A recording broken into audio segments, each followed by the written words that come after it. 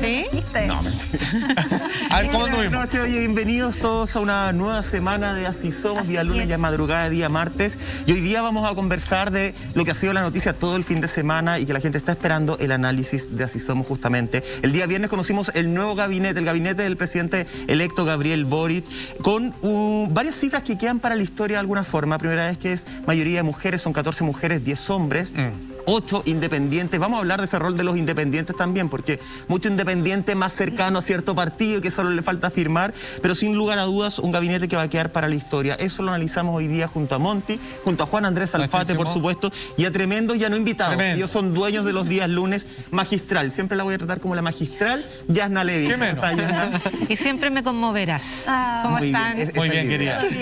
Y también estamos con el tremendo ahí, el hombre que está siempre fiscalizando absolutamente todo, César Leiva. Bienvenido, César. Gracias. La mejor camisa de la semana. Le pediste el dato, de hecho. Le pedí el dato. ¿Les parece si entramos de lleno en materia? Vamos a analizar futuro ministro, cada uno a uno, pero me gustaría preguntarte a ti, Yasna, ¿qué te parecieron los nombramientos en líneas generales del pasado viernes? El nuevo gabinete, los ministerios que vamos a tener.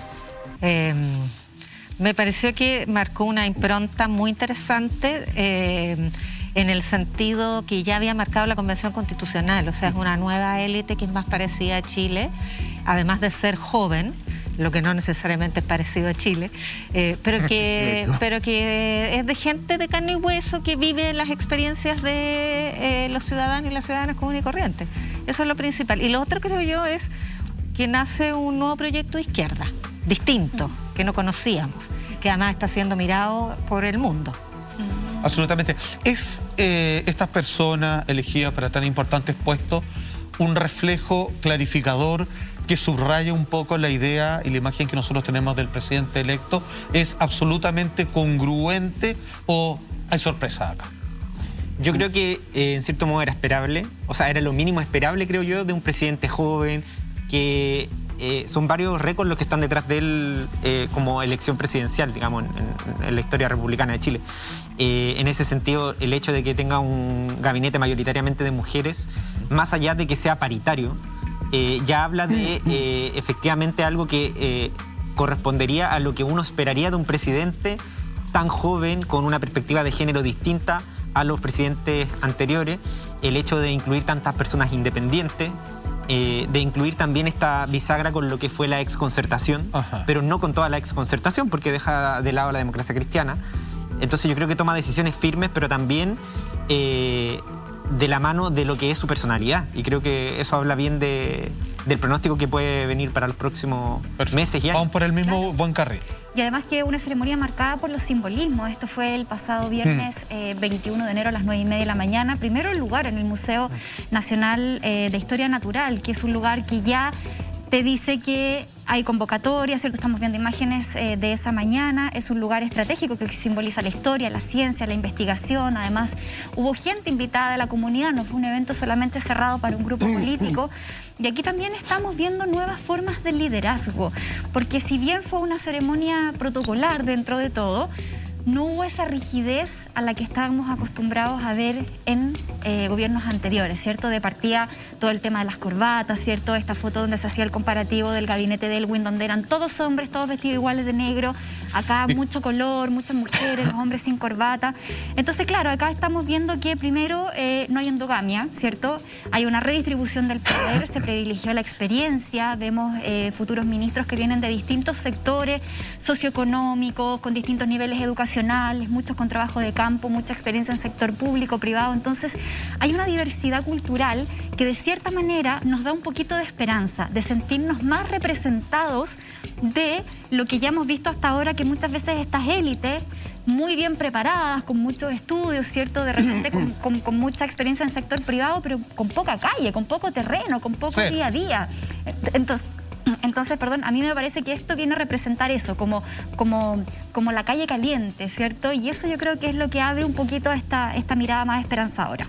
Ahora, ese sello tiene un componente bien importante porque no es primera vez de que se trata de hacer paridad. Lo hizo Michelle Bachelet en el primer gabinete. Y lo destacó el presidente electo también. Anoche sí, y caras nuevas. Ella dijo, nadie se va a repetir el plato. O sea, una serie de señales de cambiar, renovar a la élite. Y esto data de hace harto tiempo. El gobierno de Michelle Bachelet empezó hace 18 años, llevamos 16 años de alternancia entre Piñera y Bachelet. Pero este me parece más genuino. Este de verdad son caras nuevas y de verdad es una paridad que no está determinada por una búsqueda difícil. O sea, no es que se pusieron a navegar en un mar de hombres para buscar mujeres, no, les es natural y hay un mayor número de mujeres en los liderazgos de estos sectores. Claro, y aparte, Yasna, quiero complementar a eso, es que a nosotras quizás como mujeres nos toca el tema de una manera distinta, porque más allá de ver 14 mujeres dentro del gabinete, vemos que son mujeres tremendamente poderosas que están ejerciendo liderazgos femeninos, que no es solamente poner mujeres por un tema de cuota, por paridad, sino que vemos mujeres que hoy día van a estar en los ministerios que históricamente siempre fueron acaparados por hombres, como es defensa, como es interior, relaciones exteriores, justicia.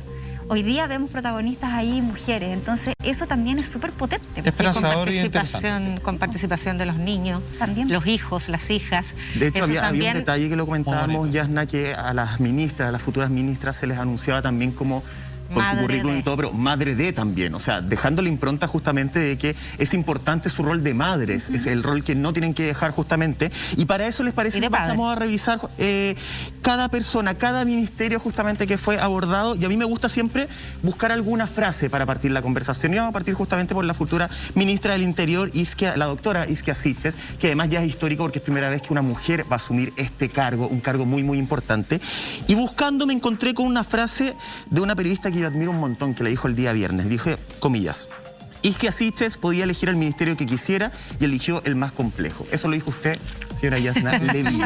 Podemos empezar a entender un poco... No me acordaba. Lo dijo usted en la Chile el día viernes recién pasado. Podemos empezar a entender un poco esta complejidad de este ministerio, porque también tenemos declaraciones como, por ejemplo, la del ex ministro del Interior, Jorge Burgos, que también dijo, esta es una moledora de carne.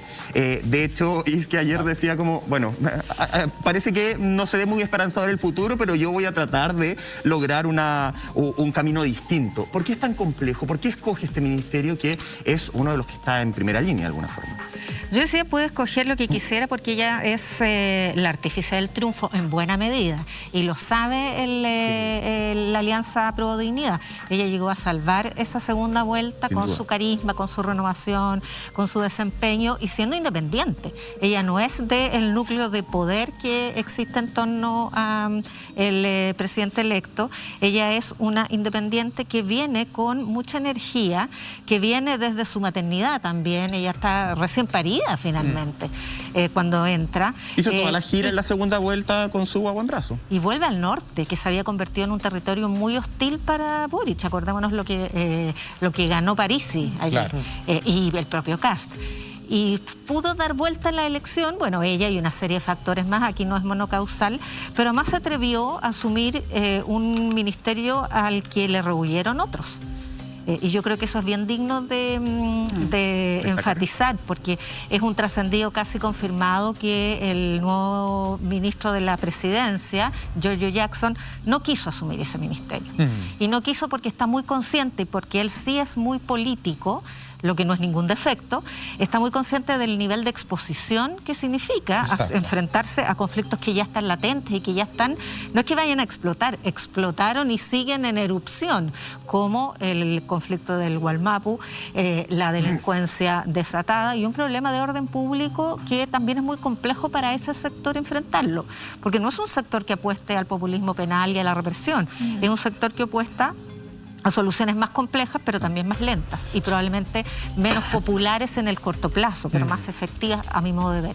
César, entonces, mira, haciendo una proyección, un futuro que hoy día se nos parece un poco lejano y volviendo un poco a lo que Yasna nos estaba planteando, este cargo que ella asume, al parecer de toda gratitud y con toda la fuerza que esto amerita, es, como se dice en buen chileno, esto es un fierro caliente, es un dulce envenenado para ella, o demostrar de forma definitiva que quizás en 4 años más la posta presidencial de la carrera que está haciendo el actual presidente electo podría caer en manos de Isquia Siches? Yo creo que es una apuesta. O sea, evidentemente ella es consciente de sus capacidades y por tanto, como bien decía Yarna, ella elige este ministerio con ciertas razones. Ahora yo haría hincapié también en dónde va a recaer la subsecretaría de Interior, porque, por ejemplo, en la actual administración ha sido más importante inclusive que el ministro en sí mismo. Pensemos en el caso de Delgado Gali, quien está muy presente en las temáticas de la Araucanía, de la delincuencia, ha sido el subsecretario y no el ministro. De hecho, el ministro ha pasado más bien a un segundo plano. ¿Esos nombramientos serían esta semana o no? ¿Se esperaba esta semana los subsecretarios? Yo creo que eso va a definir mucho también, o la subsecretaría de Prevención al Delito, que también es un tema que en este gobierno ha sido muy cuestionado. Recordemos Martorelli, que también la cuestionan por su accionar en la prevención con la delincuencia. Entonces, yo creo que cómo articulan también las subsecretarías en el Ministerio del Interior va a depender mucho del éxito o el fracaso de Isquia Siches. Además, recordemos que ella, en su rol de ministra del Interior, va a coordinar políticamente al gabinete. Entonces, tiene otro rol muy relevante de dar directrices de la bajada que el presidente quiere dar a su mandato. Pero no es tan loco que ella podría postularse como la próxima presidenta de Chile. No lo creo. Yo creo que, creo que es posible y por lo mismo es una apuesta muy relevante la que está haciendo. Ajá. De hecho, el mismo Gabriel Boric la define como una mujer con mucho coraje, y en una entrevista que dio el viernes pasado justamente a la BBC, el presidente electo dice: Isquia es de opiniones firmes, pero siempre abierta a escuchar y convocar. Y así hemos visto su liderazgo, por ejemplo, en el Colmed. O sea, una mujer con mucha determinación, de ideas, claro, que va muy de frente. O sea, ella tiene mucha convicción con las cosas que hace, pero sí es una Y una mujer buena regulación también en las comunicaciones en el último tiempo, así como que bajo un cambio, pues bien. Sí, y es una mujer que está súper abierta al diálogo. De hecho, lo que se le destacaba, por ejemplo, en el Colmed, que ella había puesto límites de horarios de trabajo. En el Colmed decían: aquí se trabaja reuniones no más allá de las 8 de la noche, no se trabaja los fines de semana. O sea, un montón de cosas que Isquia llegó a implementar al Colmed, y que de hecho ayer el mismo Gabriel Boric, en la entrevista que le hicieron en Tolerancia Cero, él decía: nosotros no vamos a ser ministros 24/7, nosotros también tenemos que tener familia, tenemos que tener tiempo para descansar. Para Boric también es muy importante privilegiar la salud mental, y eso va a hacer, ese descanso va a hacer que ellos como ministros puedan rendir mejor. Entonces yo creo que por ahí va también esta renovación, este nuevo aire, esta nueva forma de hacer la política, de pensarla y de llevarla a cabo, de implementarla. Ya no vemos esas personas que, como él decía, no queremos ser superhéroes, queremos ser personas que hagan bien su trabajo. Y yo creo que Isquia Siches representa muy bien esa fuerza de cambio. Yo creo que captaste el punto de una manera súper precisa, porque además es una crítica a la cultura del winner que impuso el gobierno de Piñera y toda su impronta del 24/7, el gobierno de los mejores, la nueva manera de gobernar. O sea, nosotros aquí venimos puros winners de excelencia, y en el fondo son primos y amigos que vienen de colegios de barrio alto y universidades de élite como la Católica, ingenieros comerciales, etc. Todo eso que hoy día vemos de una manera crítica, aquí se deconstruye esa manera de ejercer el poder y se le impone una manera más reflexiva, porque el que descansa, la persona que descansa, tiene mucha más posibilidad de pensar, de reflexionar, y además tiene más cable a tierra si está con su familia y vive los problemas cotidianos. No pierde la conexión. Exactamente, entonces yo creo que eso también es genuino. Sí, eso es lo que me parece más atractivo, que estas recetas se han usado otras veces. Se ha dicho: nosotros vamos a ser distintos, vamos a ser los mejores, vamos a ser los más rupturistas, vamos a ser los distintos, vamos a ser los paritarios, pero esta vez yo lo veo genuino. No le trabaja el eslogan. Exacto. No hay un sobreesfuerzo detrás de esto que están diciendo. Claro, el hecho de ver al presidente electo yendo a comprar una fuente de soda en el centro, mal vestido, o por lo menos, no sé, a lo mejor desde la cultura más juvenil era el atuendo correcto, no sé, pero definitivamente un cabro que está descansando, que se fue a comprar un sándwich como el que come cualquier ciudadano común y corriente, incluso despojado de la pompa del poder. Y eso todo eso es muy simbólico y es muy sano para el desarrollo de una democracia distinta. Había muchos memes dando vuelta a raíz de eso, decían: menos pizza, más churrasco. Claro. En este gobierno. Claro. Más allá del tema político de la futura ministra, ¿cómo se les tendría que decir ahora, futuros ministros? ¿Ministro designado? O ministro designado, ¿sí? Sí, claro. No, porque en rigor todavía no asumen el 11 de marzo. Claro. De la futura ministra designado, como quieran decirle. Más allá del tema político, hay un tema que ella va a tener que enfrentar y que ha enfrentado, de hecho, antes de ser designada ministra del Interior, que es el tema del machismo. Acá se han lanzado frases que a mí me parecen bien alarmantes en torno a la figura de Isquia Siches. Traje dos a colación. La primera la emitió el 14 de enero en CNN Evelyn Matei, mucho antes de que se supiera justamente que iba a ser ministra del Interior, y ella dice, el titular dice: Matei no ve a Siches en el Ministerio del Interior, abro comillas, es un trabajo de 16 horas y ella tiene una niña, invalidando de inmediato que el hecho de ser mamá y tener una niña pequeña la pueda tener en un rol de poder. Y quiero irme al 21 de enero en una conversación con Radio Universo, justamente las declaraciones de Juan Sutil, presidente de la Confederación de la Producción y el Comercio, que dice, abre comillas, si es Isquia es quien estará en Interior, como se está indicando, yo creo que ella tiene juego de piernas y cintura suficiente para llegar a grandes acuerdos. Yo entiendo o quiero entender que el señor Sutil quiso hacer una especie de metáfora, un juego de palabras en torno a una jerga que se utiliza en el mundo del fútbol, que es juego de pierna y de cintura. Eso es lo que yo decían por ahí. Eso, claro, y en el fútbol, que es más masivo, también se utiliza mucho. Que es lo que yo quiero entender. Pero de todas formas, un personaje como Sutil, que no podemos decir que no es político, porque es del mundo político hace mucho tiempo y usa triquiñuelas políticas hace mucho tiempo. A mí me parece que utilizar eso no es solamente hacer un guiño al mundo del fútbol o del boxeo, es básicamente un tema de machismo. Así lo veo yo.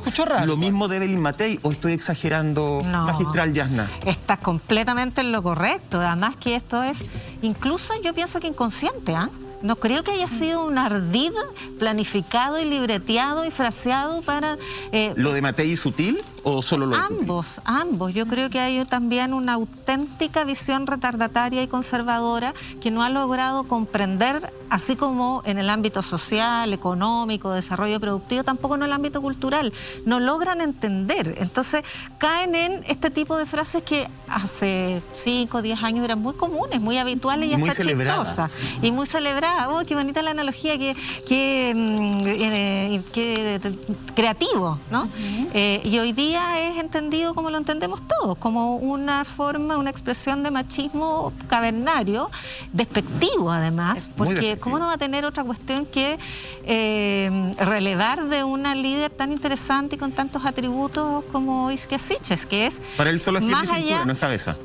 Claro, más allá de la perspectiva ideológica, de que él es un opositor, de que no entiende mucho esta nueva manera de hacer poder, hay un prejuicio, hay una reproducción, hay una manera despectiva de ver a la mujer, de la misma manera que lo que tú mencionas, Michael, de Matei. Que es curioso, además, ella se envejece a sí misma porque ella también fue madre en el ejercicio de la diputación.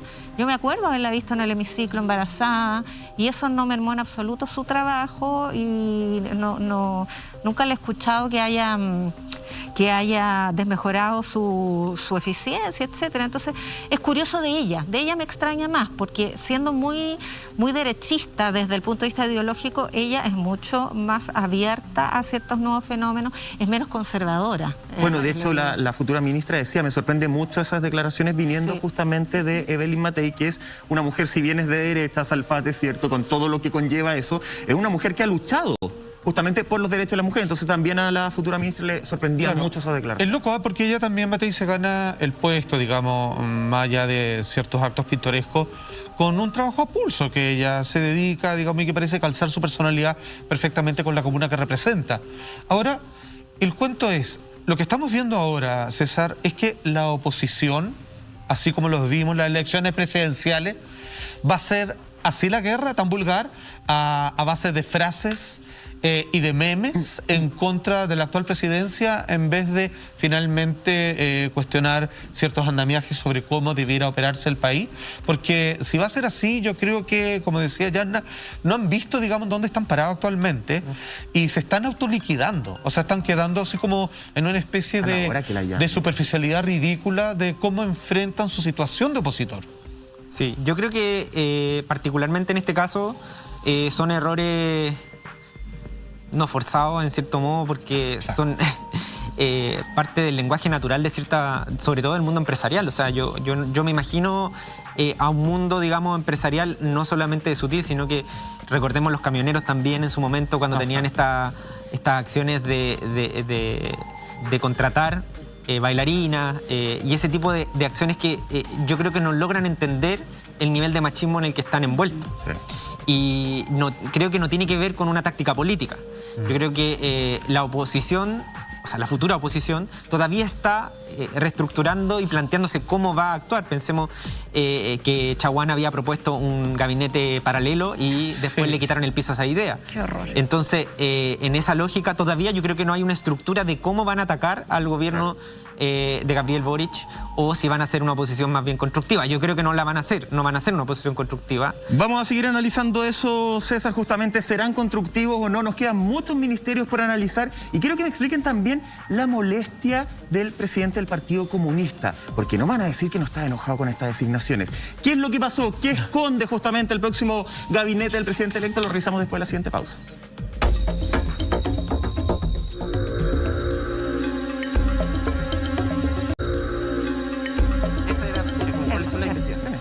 Así es, ya estamos de regreso junto a ustedes esta noche en Así Somos. Seguimos analizando el nuevo gabinete del presidente electo Boric, quien va a asumir este próximo 11 de marzo con este nuevo equipo de trabajo. Para eso seguimos con Yasna Levin, con César Leiva, y vamos a ir analizando, ¿cierto?, los ministerios que más han llamado la atención, quizás los que son más predominantes para poder analizar, y nos quedamos ahora con las Express, que lo toma Giorgio Jackson. Un ministerio que parece que le viene un poco como anillo al dedo por la vinculación que él tiene claramente con el Parlamento. Va a ser un hombre clave en establecer las relaciones entre el presidente Boric y el Congreso. Un hombre también muy cercano a Gabriel Boric y que será parte también de su comité político. Yasna, ¿cómo ves la figura de Giorgio Jackson? De hecho, cuando lo analizamos hace unas 2 o 3 semanas atrás, decíamos que probablemente Jackson iba a llegar a ocupar este puesto. Sí. Él es un liderazgo muy parecido al del presidente electo, en el sentido que entra al Congreso desafiando el sistema binominal, que es una de las grandes barreras de la profundización de la democracia en comienzo, bueno, desde el 90 hasta la primera década del 2000. Esto cambió recién el 2012, el binominal, durante el primer gobierno de Bachelet. Y él lo desafió, él pudo romperlo porque con la fuerza de su liderazgo disuadió a la entonces nueva mayoría o concertación a que se omitiera, no presentara candidato, porque si no, no iba a salir ninguno de los dos e iban a sacar 2 escaños, porque en ese tiempo cada distrito era de 2 y cada circunscripción sacaba 2, de ahí lo binominal. Y eso hacía que solo entraran 2 fuerzas, y por eso se alternaron las mismas fuerzas durante 30 años. Con el sistema proporcional eso se quiebra, pero Giorgio Jackson es uno de los que desafía eso con cierta facilidad, pero a fuerza de su liderazgo como dirigente estudiantil, tal como lo hace Gabriel Boric, pero en una región donde ya había ocurrido. Bianchi entra por fuera de las 2 coaliciones, entre otros liderazgos. Además, bueno, efectivamente tienen un fiato con Gabriel Boric muy fuerte, y eso es bien importante porque la confianza política no es solo amistad, sino que es una manera, un enfoque, una perspectiva de ver la política muy parecida. Entonces yo no lo limitaría a la amistad, a que carretean juntos, porque creo que eso es menospreciar el fiato político. Creo sí que carece de las habilidades blandas que tienen otros miembros del gabinete, ¿no? Él no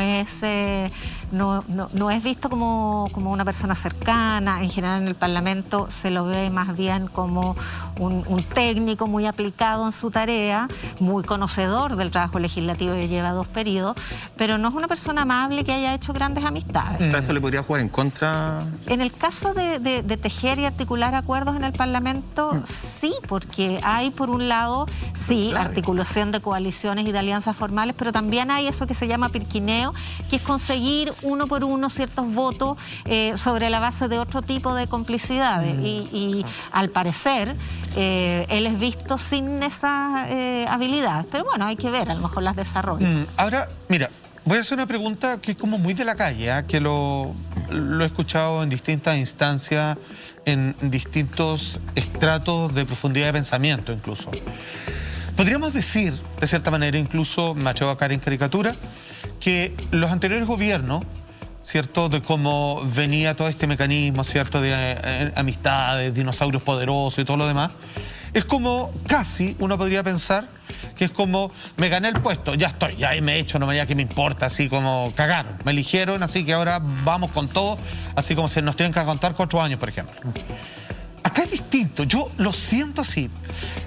Lo que decía Yasna, es posible que en estos puestos ministeriales haya algo que nunca se había visto antes, que fallan completamente en las comunicaciones, al momento de dar discurso, la desconexión con la ciudadanía, etcétera, etcétera, que ellos hagan un trabajo interno y comunicacional como nunca antes se haya visto, y estas pequeñas, digamos, asperezas en la personalidad, por ejemplo, de Jackson, podría él tener como una especie casi como de coaching para finalmente hacer una transformación de mejora, sabiendo lo tremendamente que se están jugando con esta nueva forma de hacer gobierno.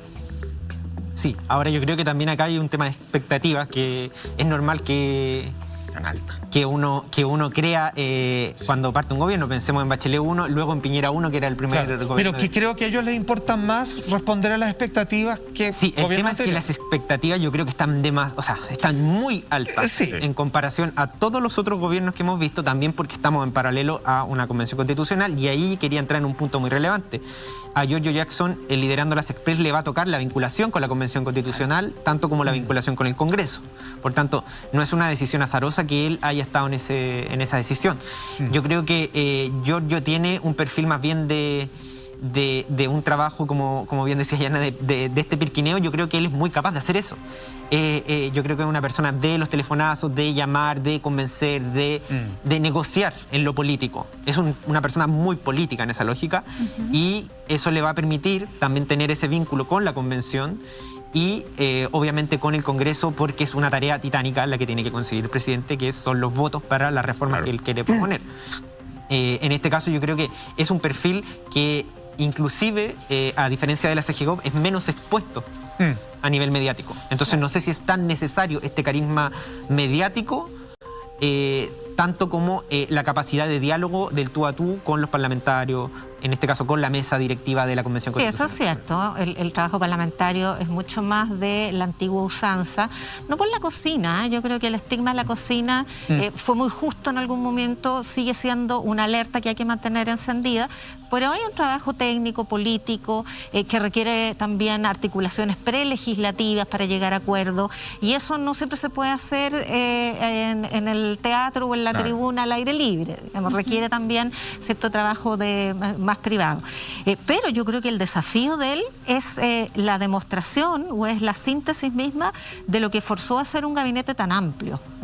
Porque aquí claramente este gabinete trasciende a Pro Dignidad y refleja una nueva configuración política que, como dice Camila, o sea, era inviable no hacerlo así por el tipo de correlación de fuerza que existe en el Parlamento. Entonces, Giorgio Jackson, que probablemente también es uno de los mentores intelectuales de este nuevo conglomerado, o de esta nueva manera de hacer coalición, es el que le va a tocar ponerlo en marcha. O sea, lo que inventó también lo tiene que llevar a la práctica, porque el gabinete es lo que es porque el Congreso es lo que es. Si no, habría sido otra configuración política. Claro. ¿Les parece si seguimos avanzando y nos vamos al Ministerio de Secretaría General de Gobierno, justamente, que recae en manos de Camila Vallejo, la ministra designada Camila Vallejo, de 33 años, geógrafa de la Universidad de Chile, y aunque a muchos les pique, madre, y lo vamos a destacar, y estuvo justamente ahí presente como familia. Una mujer que Juan Andrés Alfate hablaba antes, ¿cierto?, de esa necesidad a lo mejor de tener alguna especie de coaching, alguna clase oratoria. A mi parecer, Camila Vallejo es una oradora, pero nata y tremenda. No sé si lo compartes, Yasna. Me parece que es una de las designaciones que uno dice está muy bien. De hecho, le tocó ese mismo día enfrentar la primera vocería, una primera vocería que no estuvo exenta de preguntas incómodas, como eran las acusaciones que vamos a detallar más adelante, que se estaban haciendo en contra de la futura ministra Venado también. Pero aquí se necesita un poco más de stevia, ¿no? O sea, este puesto necesita más dulzura. O sea, se entiende, ¿no? Sí. Es como, ya, ok, respira hondo y ahora contesto. Pero dulzura con mano firme. Sí, mano firme, pero dulzura. Por ejemplo, como Isquia. ¿Cómo es? Claro, Camila por Vallejo eso- es comunista y eso es una cultura muy particular que tiene, sí, un tono distinto y es cultural, pero también es la que contiene cierto segmento del Partido Comunista. Ahí hay algo notable, ¿ah? Por primera vez estamos viviendo un Partido Comunista con fisuras internas que trascienden. La verdad. Han existido fisuras internas en ese Partido Comunista, pero nunca han trascendido de la manera, o se han notado de la manera que se han notado hoy día. Entonces, ella tiene un papel respecto del partido más grande de esta coalición, Claro. muy relevante en cuanto a contener eso, y lo ha hecho bien. Ella en su primera entrevista dice, este es un gobierno de centro-izquierda. Sí. Y así se definía la Concertación, como un gobierno de centro-izquierda. Mientras, más que Tellier, yo diría que Gutiérrez, el exdiputado y convencional, que dijo aquí, felicitaciones al PS que ganó perdiendo. O sea, perdió las elecciones, pero tiene un papel fundamental en el nuevo gobierno. Entonces, ¿qué pasa con eso? Ahí hay malestar respecto del Partido Socialista, respecto al PPD y respecto de Mario Marcel también, que lo vamos a conversar después. Pero hay una cierta reticencia del Partido Comunista a hacer una coalición amplia que Camila Vallejo se está venciendo. Y eso también habla de su liderazgo. O sea, más allá de sus dotes comunicacionales, ella está teniendo un papel político muy relevante respecto de uno de los socios Yana, estratégicos. pero Camila Vallejo es como la heredera de alguna forma de este Partido Comunista clásico como lo conocemos. He creo escuchado que no. algunos analistas que decían porque de hecho le hicieron una entrevista a Tellier y él decía, yo no tengo que darle ninguna directriz a ella, yo tengo que darle las directrices al presidente electo. Da la sensación de que Camila Vallejo, si bien es, por supuesto, militante del Partido Comunista, es una de las 3 ministros justamente que entra por ese partido, da la sensación de que no es como la heredera innata de Tellier, por decirlo así. No, no lo O es. del estilo Tellier. Pero ella junto con Carol Cariola son una nueva generación que está tratando de empujar un carro de renovación en el Partido Comunista que es muy relevante. Porque es un partido muy interesante que ha tenido una tradición democrática en la historia de Chile importante. O sea, no es el Partido Comunista cubano, no es el Partido Comunista de la insurrección, tuvo ese papel durante la dictadura, por supuesto, pero es un Partido Comunista que ha tenido una tradición democrática que fue muy leal y fue clave en el gobierno de Michelle Bachelet II, y por lo tanto puede seguir siéndolo si este papel de Camila Vallejo, de Carol Cariola se impone. Ahora, respecto al liderazgo de Camila Vallejo, sus atributos, que es lo que partimos conversando, ojo, ella es una precursora del tipo de liderazgo que tuvo Isquia Siches 10 años antes. Ella también salió en la portada del New York Times, no sé si recuerdan. Claro. Ella lideró el movimiento estudiantil. O sea, fue su fuerza como mujer, como lideresa joven, la que marcó o inició esta generación de la mano de Giorgio Jackson, de la mano del presidente electo. Entonces yo creo que tiene experiencia, fortaleza, claridad política. Sí, un poco dura. A lo mejor eso algunas personas tiene un tono distinto, menos suave. Pero también tiene que ver eso con qué esperamos de las mujeres. O sea, esperamos de las mujeres que sean sonrientes y suavecitas. Claro. No es necesario. Claro, y aparte considerando también la importancia del voto del Partido Comunista que tuvo para esta segunda vuelta, o sea, yo creo que también ahí hay una corriente muy importante que hoy día se tiene que valorar, y el que existan 3 ministros hoy día del Partido Comunista también habla de que es un partido que está en sintonía con lo que quiere esta nueva propuesta de gobierno, esta izquierda, como decía Gabriel Boric, no moderada, sino más bien ponderada, porque aquí vemos una Camila Vallejo que está súper dialogante, está mucho más llevada a conversar con esas ideas que son más de centro, que quizás antiguas figuras del Partido Comunista, como un Tellier, por ejemplo, están mucho más cerrados, porque claramente dentro de su sector hay un grupo que es de una izquierda mucho más dura, y es una izquierda que criticó, por ejemplo, el nombramiento de Mario Marcel, que lo encontraban como casi que el padre o de los fundadores del neoliberalismo, y que él pertenece como a esa corriente, y que fue parte de estos 30 años, y que tuvo tanta crítica, pero sin embargo hay otro sector también de la izquierda que está muy de acuerdo que se implemente este nuevo concepto de la ponderación, como dice Gabriel Boric, que se conversen las ideas, porque si él quiere lograr grandes transformaciones va a necesitar también grandes apoyos y grandes diálogos. Por lo mismo también esta idea de incluir al Partido Socialista, al Radical, al Liberal, ¿cierto? Y a no quedarse solamente con su coalición. Y aquí quería hacerte una pregunta, Yasna, yo no sé qué opinas tú o qué opinas tú también, César. ¿Cuánto influyó la llegada de Michelle Bachelet para la segunda vuelta, para votar en segunda vuelta, y la posterior reunión que ella sostuvo con Gabriel Boric para que finalmente hoy día veamos gente del Partido Socialista dentro de su gabinete y otros independientes, ¿cierto? Pero que también fueron parte de ese partido. ¿Cuánto habrá influenciado la figura de Michelle Bachelet en la decisión de Gabriel Boric? O sea, todo sumó, también lo apoyó Ricardo Lagos, aunque Michelle Bachelet es un tipo de liderazgo más popular, más ciudadano, que deja cierto recuerdo, no salió muy bien de su segundo gobierno, pero sí es querida en ciertos segmentos de mujeres populares, etcétera, entonces influye. Ahora, respecto del Partido Socialista, no, el Partido Socialista estuvo a punto de entrar a la primaria, la noche de inscripción, estuvo en la sede de RD, estaba el acuerdo casi listo, pero le vetaron a su socio del PPD. O sea, hay, más allá de esa anécdota, hay una fuerza de convergencia que va mucho más allá del gobierno, de la noche de las primarias. O sea, están destinados a estar juntos. Lo que pasa es que hay mucho recelo, hubo mucho recelo del Partido Socialista respecto de esta fuerza desafiante de jóvenes que venía a desplazarlos. Y ahora se están dando cuenta que se pueden complementar, porque además el Partido Socialista dentro de la exconcertación es el que ha mantenido más, ha salvado más estantería. O sea, sigue teniendo una representación parlamentaria al lado de la democracia cristiana que prácticamente está desapareciendo del mapa. Ha mantenido una representación parlamentaria, incluso en la Convención Constitucional también, que es más o menos parecida a lo que venía teniendo durante la concertación, durante los años de la concertación. Pero ahí hay una convergencia natural.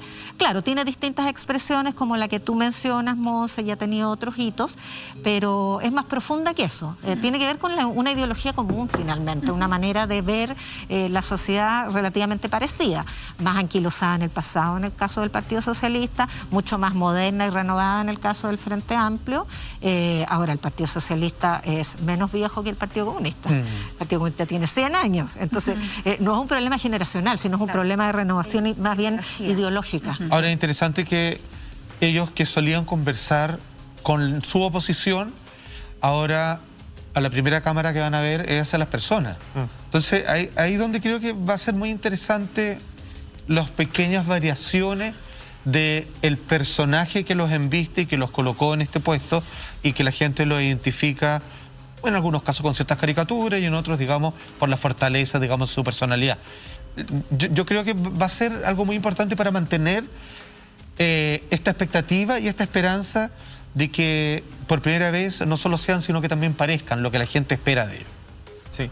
Ahora, respecto a Camila Vallejo, yo creo que el rol que va a cumplir la vocería no solo va a estar dado por la vocería en sí misma, que es generalmente lo que hacen los ministros CGGOP, pero también tienen otras tareas, que es llevar a cabo el relato del gobierno, porque tienen a cargo la SECOM y todo el aparataje comunicacional. Entonces, y por lo mismo también pueden dar directrices a los ministerios sobre cómo comunicar, qué comunicar.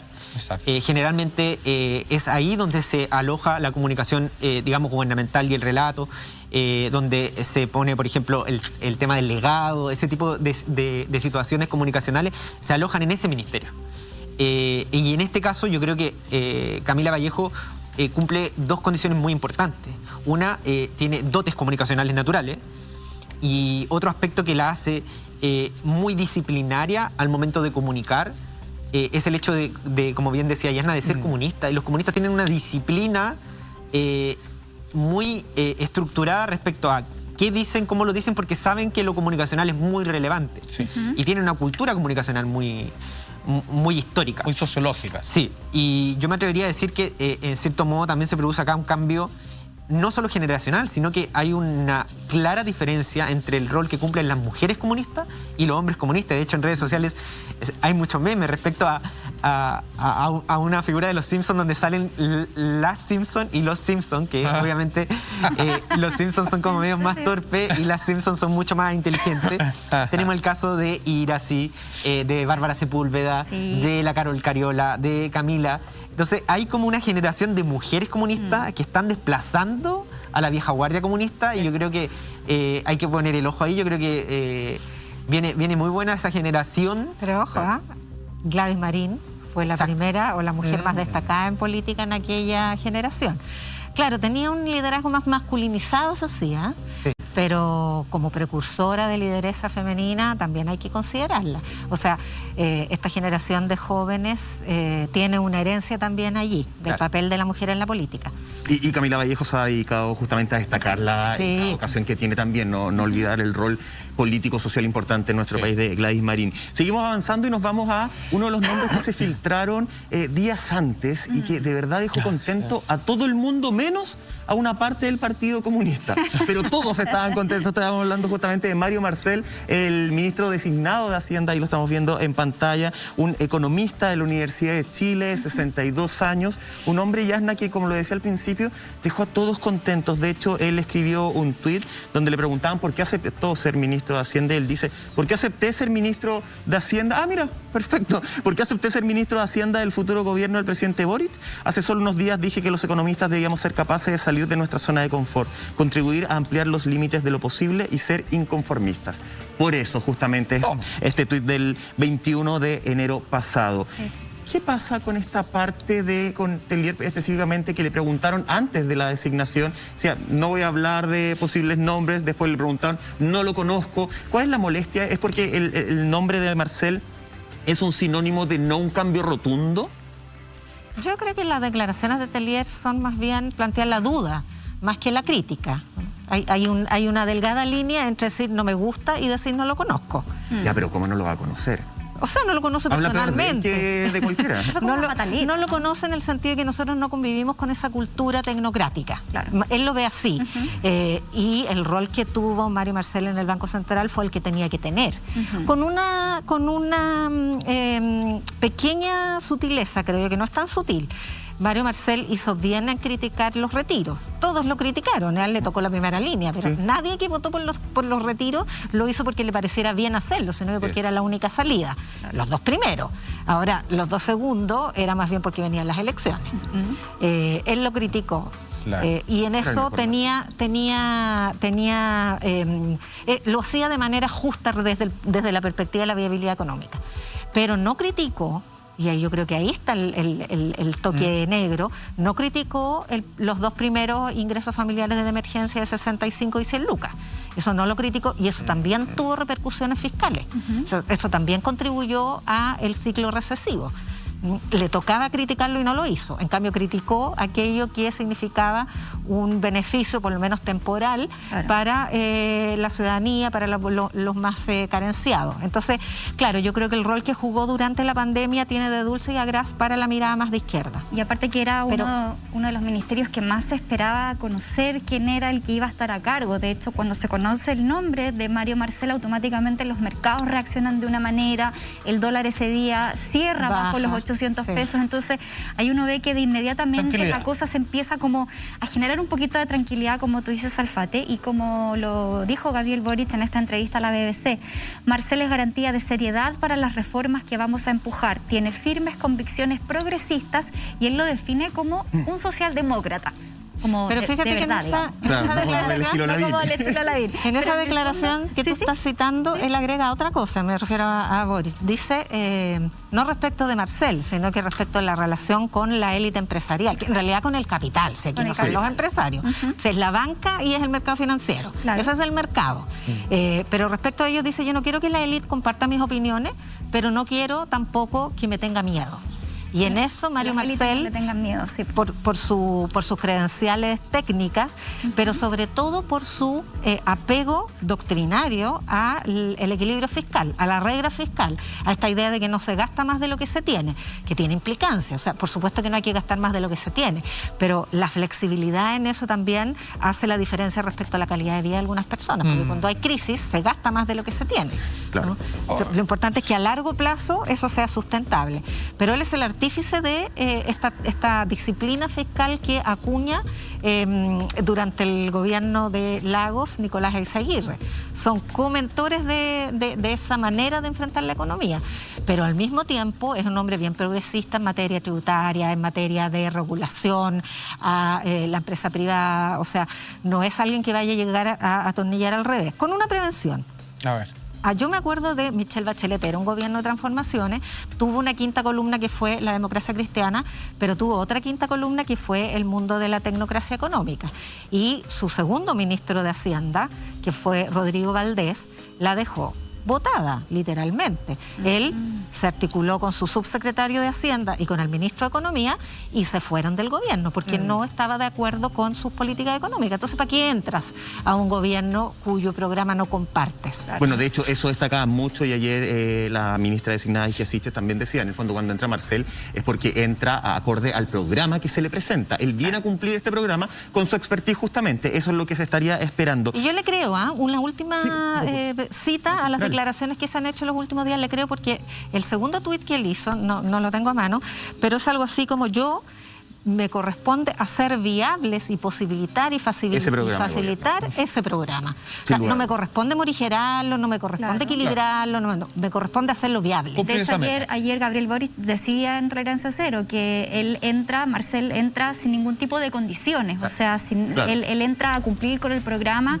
sin poner él sus propios requisitos. Y si entra es porque sabe que el programa es viable, justamente, y lo tiene que guiar hacia ese camino. Nos vamos a ir a un ministerio que a mí y esto es una sensación muy personal, ha sido un ministerio un poco dejado de lado, un poco mirado en menos, y que en este gobierno da la sensación que va a tener una importancia mucho más gravitante. Estoy hablando del Ministerio de Mujer y Equidad de Género, justamente, que recae en la ministra designada Antonia Orellana. Ella es periodista, justamente, de la Universidad de Chile, feminista, tiene 32 años, la más joven, me sopla ahí la jefa, militante y una de las fundadoras de Convergencia Social, el partido del presidente electo Gabriel Boric. César, te quiero preguntar de lleno, ¿qué significa, antes de entrar a la imagen de Antonia Orellana, que la estamos viendo en imágenes, qué significa que este ministerio ingrese justamente ahora al comité político de Gabriel Boric? Entra este ministerio, sale el Ministerio de Desarrollo Social. ¿Qué significa en la práctica? ¿Por qué Carla Rubilar, la actual ministra del Desarrollo Social, estaba tan molesta con este cambio? Sí. El comité político es, digamos, el círculo de hierro del presidente, donde se toman las decisiones, digamos, del día a día o las decisiones que tienen que tomarse en un corto plazo. Que esta vez queda con 3 mujeres y 2 hombres. Claro. También va a ser primera vez mayoría. Generalmente estaba compuesto por Interior, Sexpress, CGGOP y... estaba compuesto, digamos, por los 3. Se agrega Desarrollo Social en el gobierno de Piñera... porque ellos creen que era necesario que estuviera el Ministerio de Desarrollo Social ahí. Y porque estaba Lavín. Y claro. Dato no menor. Y ese mismo dato, respecto a cómo se compone el comité político hoy, yo creo que dice relación también con la persona que está, y no solo por el ministerio. Antonia, como tú bien decías, es una de las fundadoras de Convergencia Social. Por tanto, la representación del partido del presidente no estaba dada por ninguno de los otros ministros, porque estaba Giorgio Jackson, estaba Camila, estaba Isquia, pero todos eran, obviamente, de otros partidos y no de Convergencia Social. Independiente, claro. En este caso, si dejaban a la ministra de Desarrollo Social, tampoco era de Convergencia Social. Que es independiente, pero como que el PPD decía, no, si es militante nuestra, y también había un tema un poco complejo. No se entendía si era muy independiente o no la futura ministra de Desarrollo Social. Claro. Y en este caso, creo yo que hacen esta especie de enroque en donde pasa el Ministerio de Desarrollo Social a salir del comité político y entra el Ministerio de la Mujer. Creo yo, obvio, por 2 factores. Una, para preponderar la temática de género, pero también por el tema de los equilibrios políticos respecto a lo partidario. Recordemos que Convergencia Social es el partido del presidente. Y yo creo que también tiene que tener una representación en el comité político. Claro. Sería rarísimo ver un comité político sin representación del partido del presidente o presidenta en ejercicio. Y de hecho 4 de los ministros y ministras del gabinete son de Convergencia Social, son el partido más numeroso con ministros, después de los independientes, que son obviamente mayoritarios. Perfecto. ¿Y dónde se va a ver realmente este puesto de Orellana en cuanto a resultados? ¿En qué números vamos a poder determinar que este ministerio hizo la pega, hizo una transformación, reseteó algo o finalmente quedamos parados donde mismo? Porque pareciera que todos los gobiernos anteriores están basados en buenos pensamientos, lindas frases y campañas relativamente tibias que parecen, digamos, no convocar en nada concreto. Sí. Ahora te voy a poner un ejemplo. Si la decisión política del presidente es que el Ministerio de Salud esté dentro del comité político, porque estamos en una pandemia, se entendería también en ese contexto. La lógica de que esté el Ministerio de la Mujer, en este caso, es porque creo yo que dentro de las políticas públicas que van a implementar a nivel político dentro del gabinete y dentro de la estructura del Ejecutivo, va a ser una perspectiva de género, pero un paso más allá de lo que se ha hecho previamente. Claro. Eso es lo que esperaría. Y la influencia, obviamente, de Orellana, desde la lógica política de venir de Convergencia Social, de entender la militancia partidaria del presidente también. Claro. Yasna, ¿qué te parece el rol de Antonio Orellana, una feminista, por fin, en el cargo de ministra de la Mujer y Equidad de Género? Dos comentarios. Primero, la pregunta de Salfate, que es bien importante. ¿Cómo se miden los resultados? Porque finalmente, más allá del estilo, ella es una mujer feminista frontal, muy joven, no la conocemos por lo joven que es, pero viene del núcleo duro del nuevo feminismo, del feminismo de la ola de 2018. Viene de las marchas mismas. Claro, pero respecto a los resultados, yo creo que es más o menos lo que está en el programa de gobierno, pero lo más visible va a ser el aborto, la despenalización del aborto, porque todavía está penalizado, más allá de las 3 causales, es lo más visible. Paridad en la política, porque, claro, el gabinete es paritario, o más que paritario, la Convención Constitucional es paritaria, pero en el Congreso no alcanza a ver 1/3 de parlamentarias mujeres, en el nuevo Congreso. O sea, ahí hay harto paño que cortar todavía. La incorporación de la mujer al trabajo, que retrocedió mucho por la pandemia, y el Sistema Nacional de Cuidados, que tiene que ver con lo mismo, con reconocer un trabajo no remunerado que ha recaído históricamente en las mujeres. Yo creo que esas son sus 4 prioridades. Ahora, su rol en el comité político se explica por lo que dijo César, efectivamente, además de esta impronta de feminismo. O sea, el programa se define, el programa de gobierno, como un programa feminista, sí, claro, verde, pero es uno de los sellos, ¿verdad? Primera vez que vamos a tener a una mujer realmente feminista en el Ministerio de la Mujer. Además, bueno, yo creo que Claudia Pascual en el gobierno Bachelet también es que feminista, fue la primera, pero de otra generación. De otra generación, absolutamente. Pero efectivamente había que tener a alguien de Convergencia Social en el comité político, hay un tema de equilibrio. Oye, vamos a seguir analizando más ministerios. Uno que nos preocupa bastante es el de Medio Ambiente. Vamos a seguir con esta conversación a la vuelta de esta pequeña pausa comercial.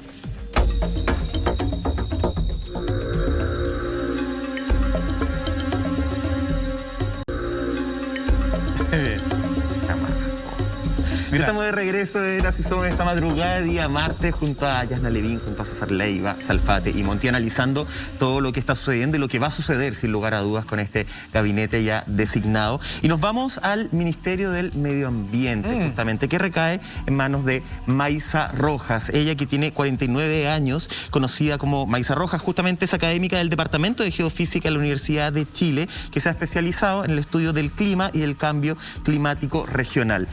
Yasna, este es un ministerio que tiene desafíos importantes por delante. O sea, muchos acuerdos de palabra que se generaron justamente en la campaña por parte de Gabriel Boric, y estamos en un momento de cambio climático muy, muy importante. El rol de Maysa Rojas era más o menos lo que se esperaba, que llegara una mujer con estas características, con esta expertise, con estos estudios especializados además. Sí, pues ella conoce el tema, definitivamente lo conoce, y por lo tanto además está muy legitimada frente a la comunidad que ha desarrollado políticas públicas para este ámbito. Medio Ambiente era un ministerio pobre, era como de los ministerios secundarios. Y un saludo a la bandera. Porque tenía que estar, claro.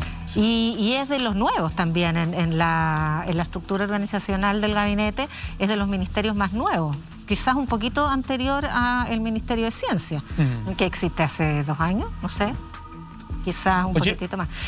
Pero claro, después de la Convención Constitucional, cuando haya que implementar la nueva Constitución, yo creo que ese ministerio va a tener un rol de articulación fundamental. Tremendo.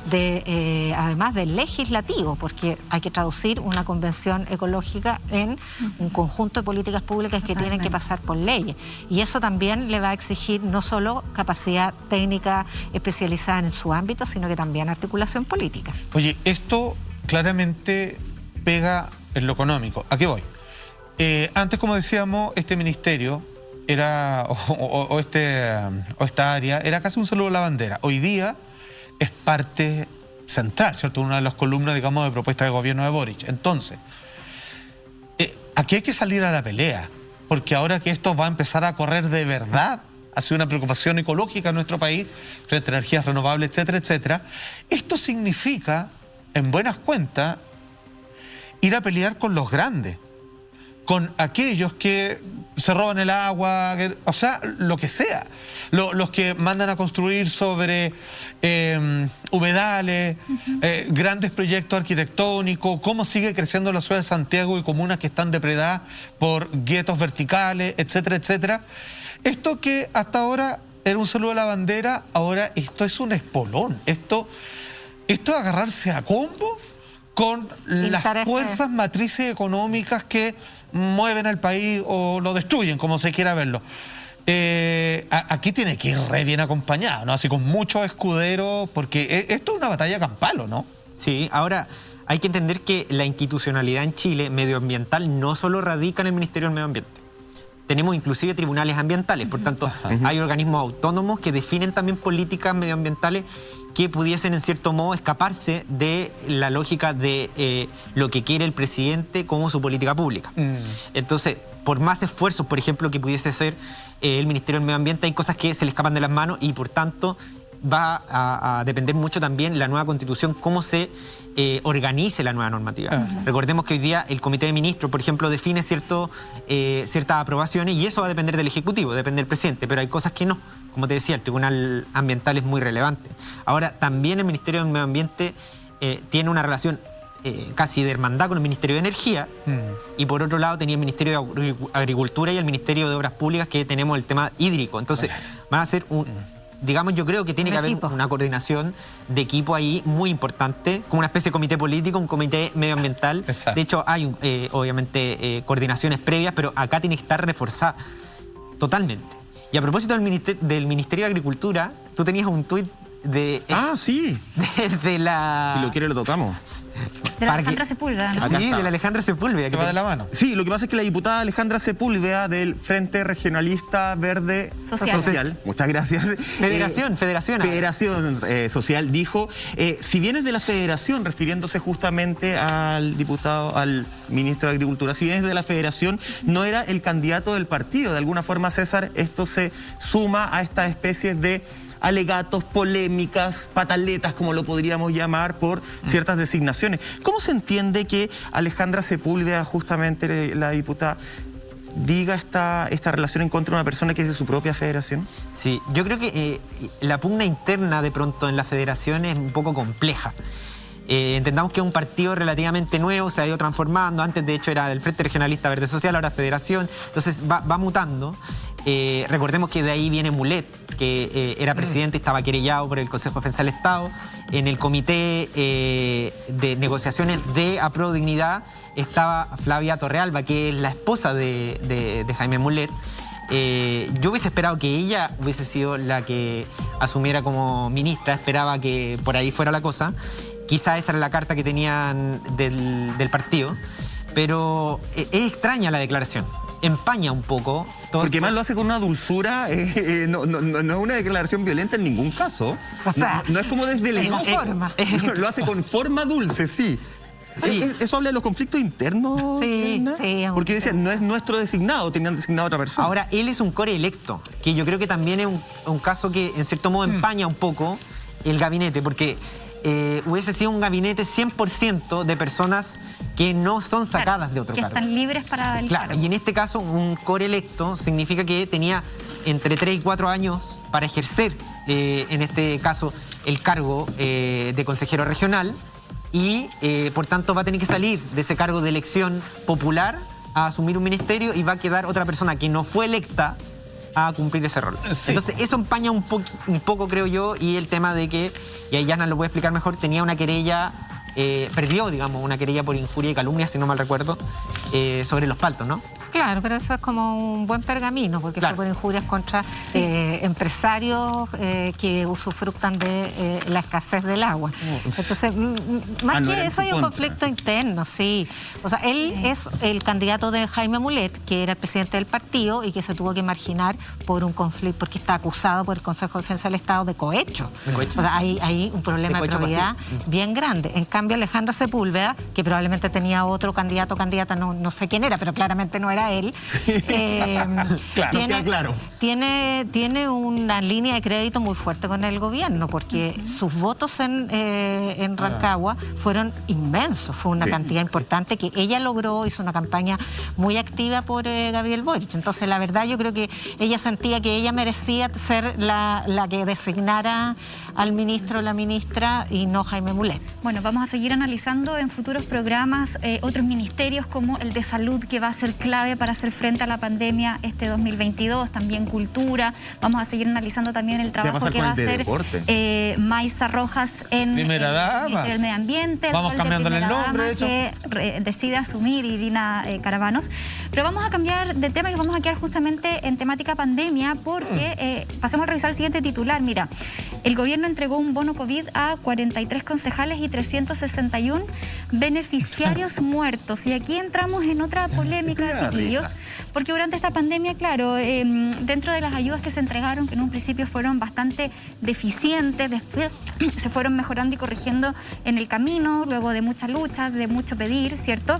Pero acá vemos que se están entregando beneficios a personas que no están con vida y personas a las cuales no les correspondería. O sea, si vemos que hay entrega de bonos a concejales, por ejemplo, que uno dice, bueno, probablemente otro más lo necesita. Otro más puede que obviamente lo necesite de manera más urgente. ¿Cuál es el criterio que se utilizó, César? ¿Por qué ocurren estos errores? Vimos también que hay gente que recibió el famoso bono de las 500 lucas, que ahora le están llegando cartas para embargarle sus propiedades y sus cosas para que devuelvan la plata. Entonces acá es una bolsa de gatos que nadie entiende cómo las ayudas que son tan necesarias y que es plata de todos los chilenos terminan siendo tan mal repartidas. Sí. Este es un informe de auditoría de la Contraloría General de la República. Sale ahora, pero es en base al primer bono COVID que se entregó el año 2020. ¿Cómo saltó así esto? Generalmente este tipo de auditorías parten por denuncia y se agrupan las denuncias y se genera una auditoría, digamos, más bien a largo plazo. O sea, por algo se publica ahora. No es que se haga una investigación puntual. Y es precisamente lo que se hace acá. Se toma el primer bono COVID y se ve cómo fue el proceso de entrega, por qué habían denuncias de mal otorgamiento de este bono, y ahí se descubre que hay una serie de bonos mal otorgados. Totalizan cerca de 100.700 personas que se le otorgó mal el bono COVID. Harto. Era el bono de 50.000 pesos. No estamos hablando del de 500.000 pesos y tampoco estamos hablando todavía que este bono tiene de 65, que fue después. Este fue el primero, el que era de 50. Y acá no estamos hablando de que tengan que devolver esta plata porque la Contraloría no ha instruido eso. Lo que instruye, y aquí hay ahora que la Contraloría no se haya metido tan al hueso con el tema de los sumarios y con el devolver la plata, como sí lo hizo con el caso de los concejales, que pidió el reembolso de la plata, así como las personas fallecidas que tienen que devolver la plata, los familiares. Con el resto, con los otros 100 y tantas mil personas, no dice devuelvan la plata. Dice tomen las acciones, Ministerio de Desarrollo Social, tomen las acciones que en derecho correspondan. O sea, les tira la pelota a ver ustedes si son capaces de... Para poder entender bien este marco, porque me imagino que la gente que está en la casa, que nos está viendo, dice, a ver, este es un bono que efectivamente era para ayudar a personas. Yo me imagino, desde la ignorancia, a lo mejor ciudadano, que un concejal no es de las personas que necesita con mayor urgencia este bono de 50.000 pesos. Entiendo que el hecho de ser concejal no te inhabilita algún tipo de bono o ayuda estatal por el solo hecho de... Pero es una persona que sí tiene un sueldo, que sí trabaja. ¿Ya? ¿Cuánto gana un concejal? Es que según la comuna. Es variable. No es como... Por eso, el desde... Pero es arriba del mínimo y puede ser hasta 700.000 pesos. Por eso, o sea, no es una persona que necesita esta ayuda de primera. Es que ¿Cómo se entregan estos bonos? Perdón, es que es el per cápita. O sea, lo que habilita estas ayudas sociales es el per cápita. O sea, el ingreso de la familia dividido por los miembros de la familia. Sí, ahora, este era por una ley. Entonces, la ley daba 3 opciones de recibir el bono. Uno, que uno haya recibido el subsidio familiar antes y por tanto ahí yo aplicaba el bono. La segunda opción es que esté en el sistema de seguridad y oportunidades que implementó este gobierno como un sistema de otorgamiento de beneficios. Y la tercera variable es que estés dentro del 60% más vulnerable del registro social de hogares. O sea, puede ser, como dice Yasna, que efectivamente una persona que está un concejal, que está en un municipio de no muchos recursos y gana 300.000 pesos, pero tiene 4 hijos. probablemente, si lo vemos per cápita, podría haber accedido a ese bono y estaría en regla. La diferencia es que en esta ley dejaba claro que tenía que estar desempleada la persona. Perfecto, Bueno, ya. O sea, no hay Entonces, ninguna... No hay, Ya. por eso se le instruye devolver. Entonces, ¿cómo se entregó este bono? Porque yo me acuerdo cuando pasó el tema de las cajas familiares que se entregaron, el gobierno... habían parte... Perdón, a mí me llegó caja familiar. Sí. A mí me llegó, uno la podía devolver y todo, pero a mí me llegó. Y yo cuando pregunté por qué llegaba era básicamente porque tú vivías en un sector que hace muchos años había sido como un sector de pobreza, entonces bajo esos registros es que repartían las cajas familiares. ¿Cómo fue este sistema para que le llegue a gente que efectivamente estaba trabajando, que va en contra de la norma que se había dictado? Si trabajabas, si tenías un sueldo, no tenías que recibir este bono. Claro, lo que pasa es que, y acá una de las críticas que hace la Contraloría es cómo interoperan los sistemas. Acá falló la conexión, digamos, de, en este caso, el IPS y la Subsecretaría de Evaluación Social en coordinarse con, por ejemplo, el Servicio de Impuesto Interno o con el registro civil para el caso de las personas fallecidas. Claro. Piensen que son 2.508 personas a las que se les otorgó el bono, y de esas 2.508 personas que se les otorgó el bono que eran fallecidos, cobraron 361. No ellos, obviamente tiene que haber sido un familiar que tenía acceso a la cuenta RUT. Claro, que le llevaba la plata. Claro. Entonces, ahí la crítica que hace Contraloría es cómo no hay conexión. Incluso de información. Porque Pero el registro social de hogares no es eso, no es un sistema Sí, que está en pero línea con todas estas ese fuentes. es el ¿Pero está tema. en línea? Otra de las O sea, cosas, no, una de las cosas que le critica a la Contraloría directamente es que no hay auditoría al registro social de hogares. O sea, no hay un proceso de auditoría interno. Uy. Entonces instruye en un plazo de 60 días, pensemos que este informe se publicó hace menos de 2 semanas, que implementen un sistema de auditoría. O sea, no puede ser que tú no tengas, que sea 100% fidedigno la interoperatividad y los datos que te están otorgando no los puedas corroborar. Pensemos que, mira, de los bonos otorgados, Ya. hay 67.200 que se cobraron y eran personas que estaban cotizando en FONASA y que tenían las cotizaciones al día. O sea, estaban trabajando. Estaban trabajando. Claro, o sea, eso es una cosa Por ende, que... no tenían derecho a este Exacto. bono. que Y era eso es lo que la Contraloría dice. ¿Cómo? Si tú sabes que esa persona está cotizando, por tanto, Claro. está Y trabajando. no son 50 lucas, son 5.000 millones. 417... César, vamos a seguir con esta información. De verdad, sé que tienes todas las cifras, toda la investigación. Seguimos con César, seguimos con Yanna, justamente para entender esta entrega de bono COVID. ¿Por qué le llega esta plata a gente que no la necesita bajo esa norma? Vamos y volvemos de una pausa comercial.